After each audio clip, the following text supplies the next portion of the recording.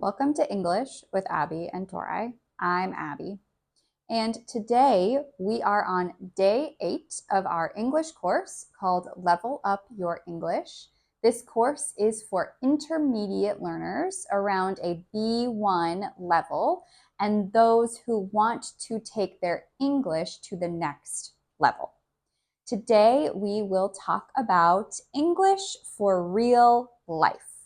Our past 7 videos have covered everything from grammar to listening, speaking, reading, writing, speaking like a native, how to speak like a native. And so this is the culmination of all of that. It's putting all of that together and talking about how to use English in real life situations. So if you don't know what I'm talking about, you can go back and watch those 7 videos before this one.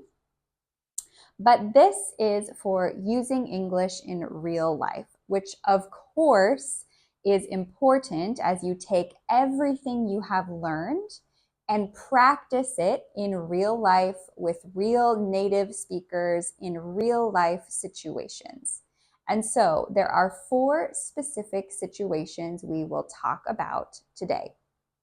First being travel. When you travel somewhere, how do you ask questions? What do you say? What are some common phrases you will need to know?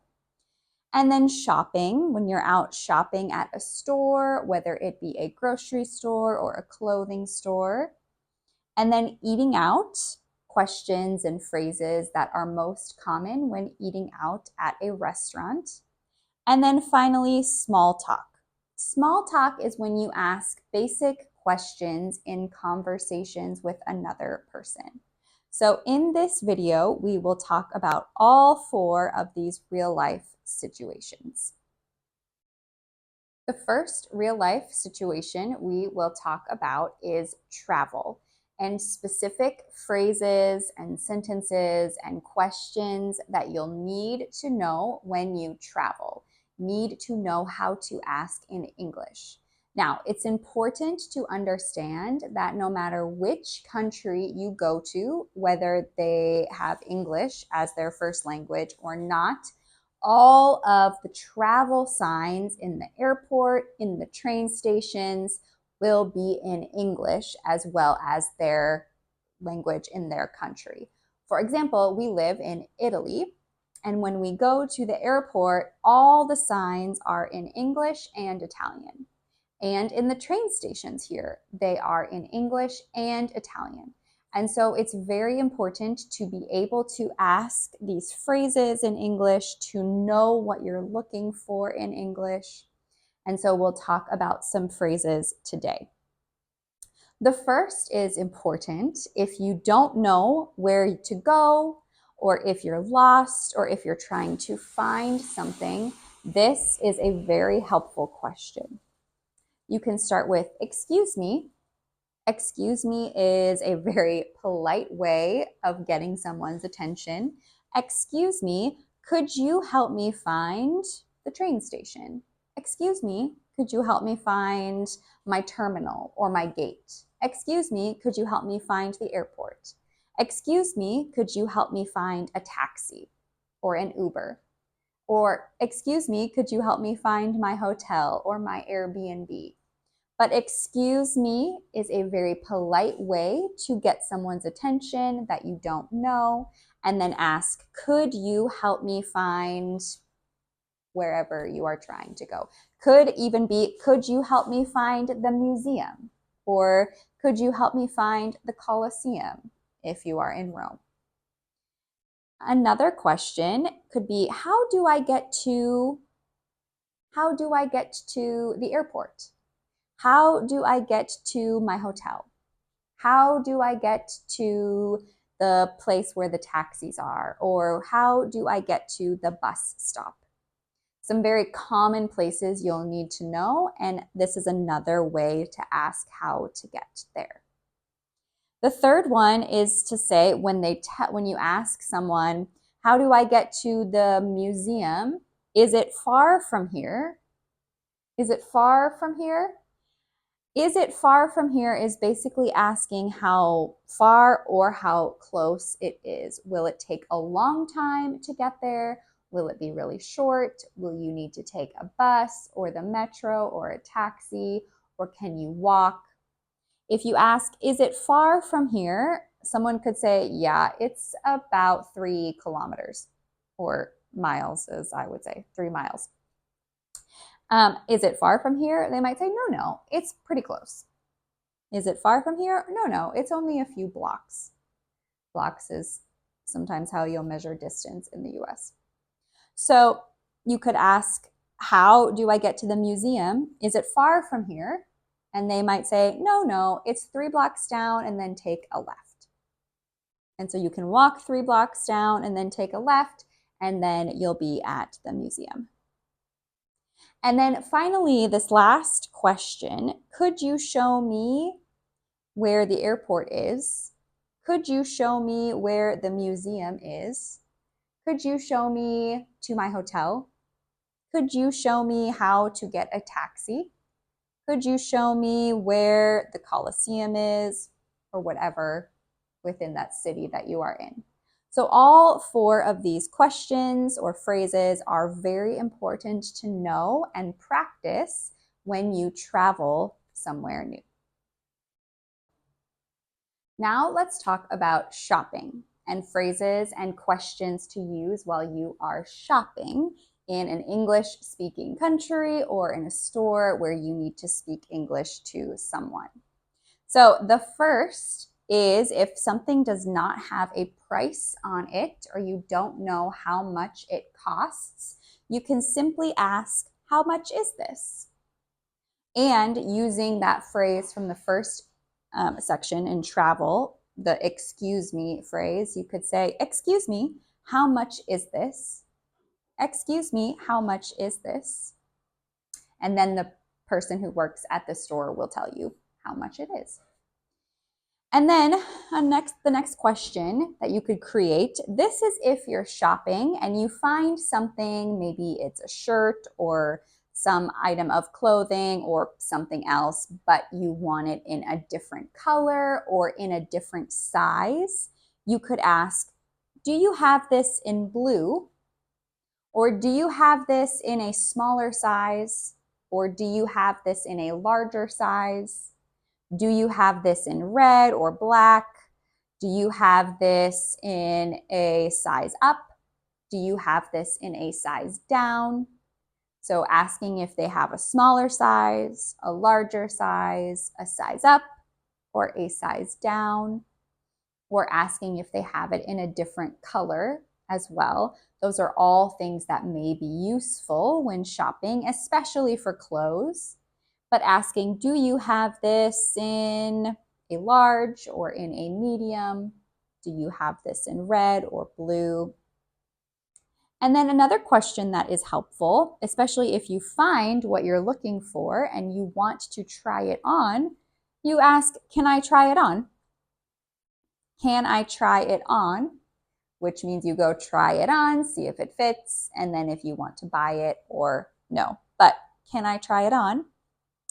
And then this phrase is very helpful if you're just walking around, you don't necessarily want to buy anything, and a person comes up to you, a salesperson comes up to you and asks if you need help or if you're looking for something specific, and you say, oh no, I'm just looking, thanks. I'm just looking, thanks. And so this would be used in that situation where you're not really wanting to buy anything specific and you don't need help. You say, oh, I'm just looking, thanks. And then here is the final phrase, and this is used when you want to buy something. You'll say, oh, I'll take this, please. I'll take this, please. And that lets the salesperson know that you want to buy it.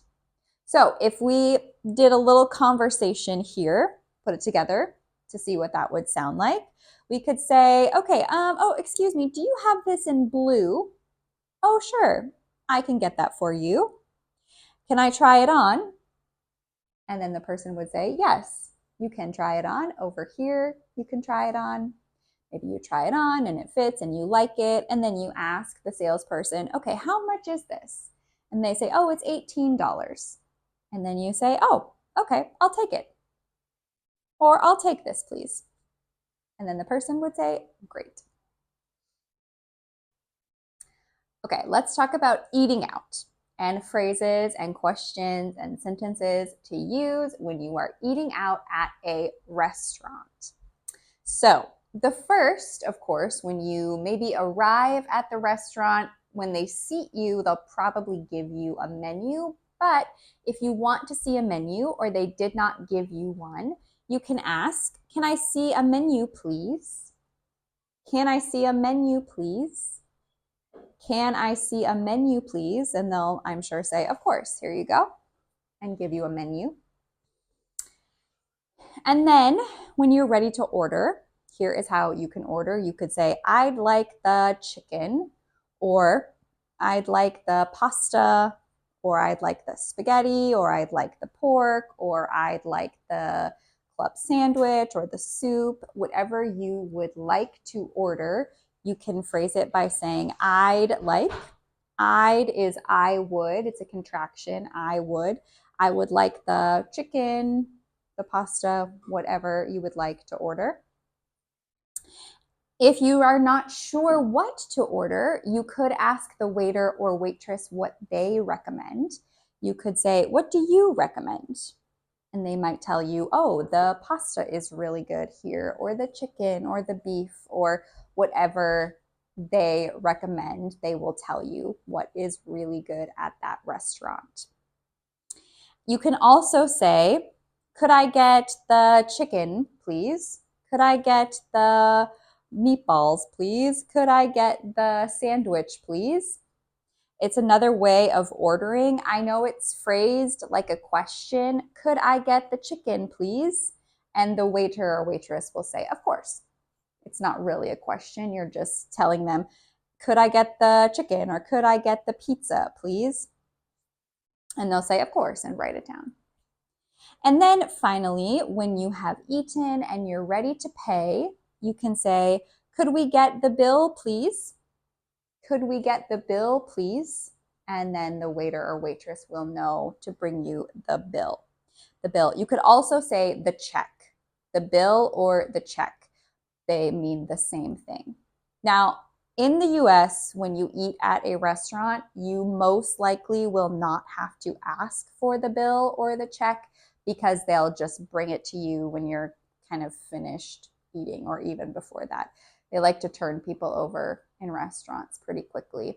And so they don't necessarily just let you sit forever like they do in other countries, like in Europe specifically. So you may not have to ask for the bill at a restaurant in the US, but in case you do, this is a question you could ask. Now, it's also important to remember to be very polite and say please and thank you and excuse me, like we practiced in the travel section. And you'll notice that please generally comes at the end of a question specifically. Can I see a menu, please? Could we get the bill, please? We don't put it at the beginning of the sentence. It goes at the end of the sentence. The final situation to practice is small talk. This might be the scariest one to practice in English. I think when I'm learning Italian and when I speak to other people in Italian who are Italian, it makes me very nervous because I'm afraid I won't understand them. And so I understand. So small talk is when you have a conversation with another person and you just talk about very simple things to connect with them. So you don't talk about anything deep, you talk about very simple things to connect with them. So the first thing you could talk about is the weather. The weather affects everyone. Everyone is experiencing the same weather. And so you could say, oh, nice weather today, isn't it?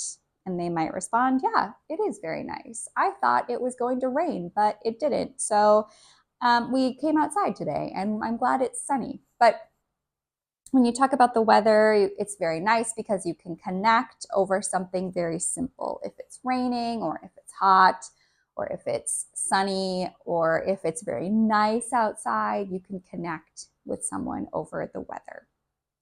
The next thing is someone's hobbies.